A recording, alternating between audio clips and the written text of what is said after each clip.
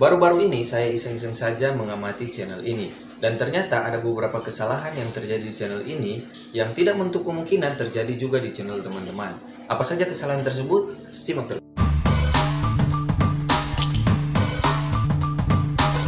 Halo YouTubers, saya sudah merangkum kesalahan-kesalahan yang sering kali terjadi bagi kita para YouTuber pemula. Apa saja kesalahan tersebut? Yang pertama adalah kita sering egois untuk mengupload video. Mengapa saya katakan demikian? Karena belum tentu apa yang kita inginkan sesuai dengan minat penonton.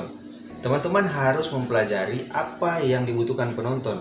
Jadi ketika membuat satu video, teman-teman harus meriset sebenarnya kebutuhan dari penonton ini apa.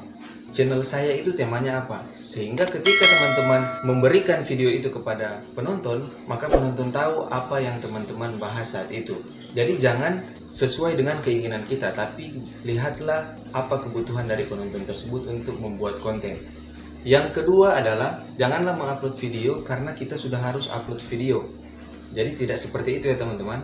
Jika teman-teman lakukan seperti itu, maka yang terjadi adalah penonton teman-teman itu bingung dan juga rekomendasi video teman-teman itu akan berubah.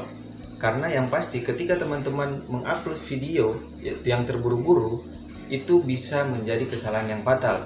Kenapa demikian? Karena yang teman-teman upload itu pasti materinya itu tidak siap, editingnya pasti itu juga tidak siap. Sehingga fatal bagi kita para YouTuber ketika mengupload video yang belum maksimal kita sudah upload di YouTube. Yang ketiga adalah jangan mengupload video terlalu banyak pembahasan di dalam video tersebut atau terlalu banyak materi. Teman-teman harus fokus di salah satu materi saja. Jika teman-teman membahas tentang peningkatan SEO, maka teman-teman harus fokus di peningkatan SEO. Jadi jangan kita bahasnya itu kemana-mana.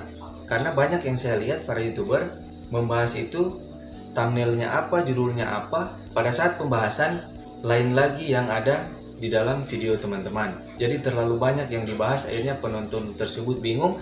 Dan lama-lama penonton itu akan skip video teman-teman.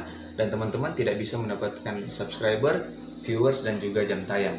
Untuk itu perlu diperhatikan ketiga hal ini ya teman-teman, agar teman-teman semua bisa mendapatkan apa yang teman-teman butuhkan di channel teman-teman. Semoga video ini bermanfaat.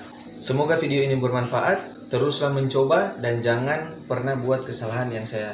Semoga video ini bermanfaat dan teruslah mencoba.